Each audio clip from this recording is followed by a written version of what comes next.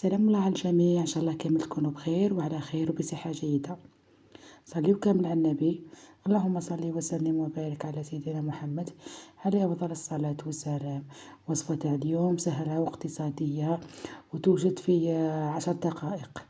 أنا عندي كمية قليلة من اللحم كما راكم تشوفوا، وعندي حبة جزر كبيرة وحبة تاع بصل أيضا كبيرة. هنا راح غليت هذيك البصل شوية تكراميليت شوية، ومن بعد راح نضيف معها الحبة تاع الجزر ولا حبتين تاع الجزر، نخليهم يتقلاو حتى تذبال معايا هذيك كما راكم تشوفوا الجزر كيفاش ذاب معايا.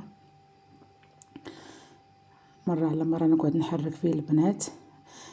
من بعد نضيف الكمية تاع اللحم كما شفتوا، كانت غير كمية قليلة فقط، ومع الجزر والبصل الكمية هذه سكات معايا، جاتني كمية مليحة درت بها الحشو تاع الكراطة اللي حضرته معاكم. راح تشوفوا كلش بالتفاصيل. راح نقعد نفتح هذاك، ندير اللحم هذاك بجهة بلا قبل ما نخلطو، نحاول اني نفتحو كما راكم تشوفوا، نفتحو كامل كما راكم تشوفوا نفتحو. ومن بعد كي تفتح معايا بدا يدخل طياب، نخلط جميع المكونات كما راكم تشوفوا ونخليهم يكملوا طياب شويه، ما نخليهمش يطيب معايا حتى يبس معايا، خليه هكاك مجمخ. انا حنضيف شويه تاع الكزبر، شويه توابل اللحم، عندي ايضا فلفل اسود، الملح. تقدروا ايضا تضيفوا شويه تاع لاموطارد، انا ما ضفتش كما راكم تشوفوا لاموطارد يعطيكم بنه على بنه. ايضا انا ما ضفتش، نسيته فقط. نكمل نغلي هذو المكونات، ماهمش حديو معايا وقت كما تعرفوا الفيونداشي ما فيهش الروح بالخف يطيب.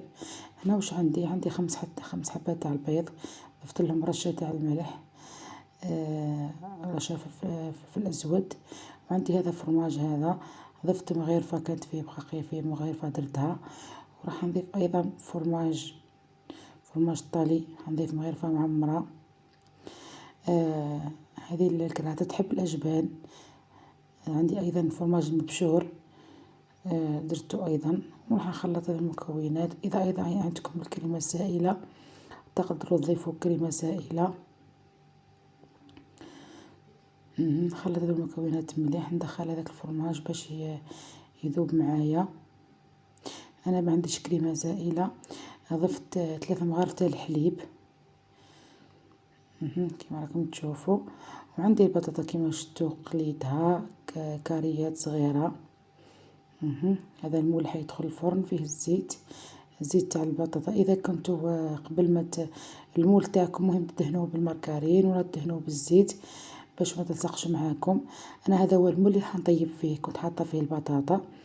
راح فرغت هذوك المكونات كامل في البيض هذاك، عفوا البطاطا فرغتها بهذاك البيض كما راكم تشوفوا. راح نحاول ندير طبقة هكا، طبقة تاع بطاطا كما راكم تشوفوا، وندير الطبقة تاع الحشو هذيك اللي درتها تاع البصل واللحم والجزر. تقدروا ايضا تضيفوا لاكورجيت، تضيفوا حبيبة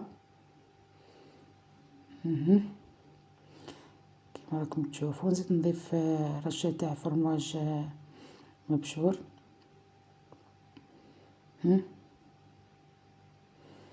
باش الداخل هذا تتعلق معايا، يكون الفرماج هذا يذوب في وسط البطاطا مع اللحم، يعطيكم بنه على بنه. وش لكم البنات كما راكم تشوفوا وصفه سهله، يعني توجدوها، تكونوا قليتوا البطاطا وجدوها كما شفتوها، يعني ما داتش معايا وقت كثير هكذا.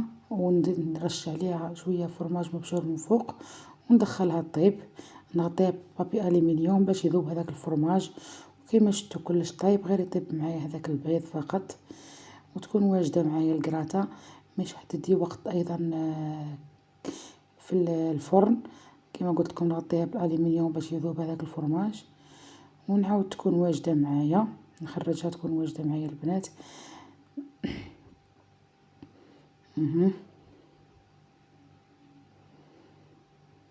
يعني وصفه سهله كما قلت لكم واقتصادية. تقدروا ديروا دجاج، تقدروا ديروا خضر فقط لا فاغس، تقدروا ديروا يعني واش عندكم البنات. هذه هي بعد ما طابت الفرماج. شوفوا كيفاش دايب معايا. انا درت مطلوع، كان حبيت ندير معكم المطلوع هذا راح نوجدو. قليت ايضا شويه طماطم وفلفل. هذا هو فطورنا. كانت عندي الشوربه وكان درت حبه ودرت بوراك تاع البطاطا. شوربه كانت حاضره معايا.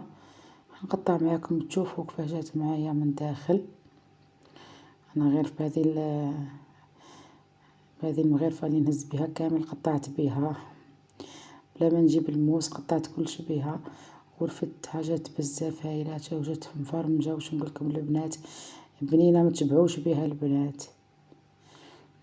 شوفوا الطبقات من داخل. ما كانش كنت هازة في يد ويد نهزة نقطع بها.